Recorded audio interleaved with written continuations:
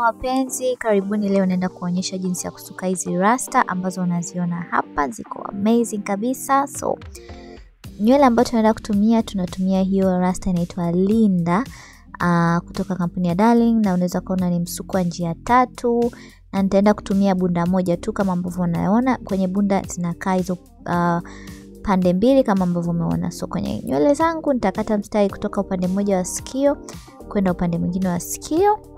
Then nitakata kibutu hicho, not kibutu, kama kimlazo cha kwenda nyuma, kisha nitakata kama nakata mabutu. So video ya leo itakuwa fupi sana, ni dakika chache tu, unaweza kufanya kaka style, but pia nimefanya video iwe fupi. So nitabana na rubber band hiyo ya mwanzo, and then nitakuja nitaiunganisha na hiyo ya pili.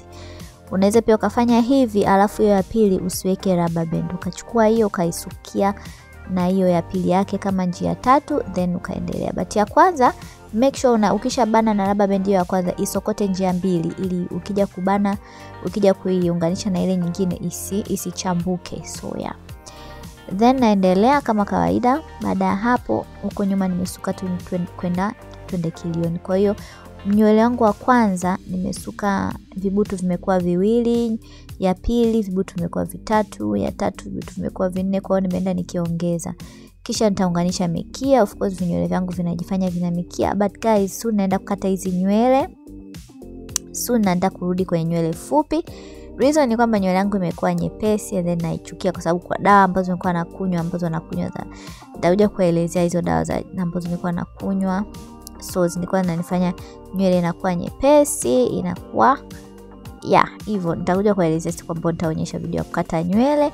So huko nimeunganisha mikia, then naanza tu kucroch kawaida. Wapendwa, hii video haina jipya, haina cha zaidi wala cha pungufu, nafanya tu crochet ya kawaida. So mikia huko ndani nilivyoificha nimefanya imekuwa flat ili isitune. So nasuka hivi ili niweze kubana katikati, niweze kuziachia.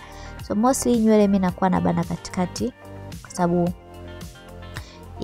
hivyo, kwa sababu naingia kazini ndo that. Kwa hiyo nywele zangu nataka nibane katikati, kwa hiyo nakaachia kakao hair nibane katikati. Nikiwa nyumbani naziachia kama ambavyo umeona kwenye intro and all that. Huko naendelea kufanya hiyo crochet kawaida tu. So hizi za mbele napitisha kwenye vile vibutu ambavyo nimevitengeneza. Kwa hiyo katika kila kibutu ambacho kimejigawanyisha ndo napitisha rasta. Hivyo unaona vimejitenganisha kabisa. So itakupa muonekano wa illusion crochet ambayo inakuwa nywele kama umesuka individual crochet. So na way yangu ya katikati hapo kama ambavyo unaiona, na kama ambavyo umeona kwenye intro, ambao utaona pia kwenye outro hapa. So kama bado hujasubscribe, bonyeza alama ya subscribe. Tukutane kwenye video ijayo guys. Nywele yangu nyuma inaonekana hivyo, naweza nikaibana katikati, nikaiachia kama hivyo, nikabana mtindo kulingana na style ambayo nimesuka kwa ndani. Asante kwa kuangalia, tukutane video ijayo. Bye.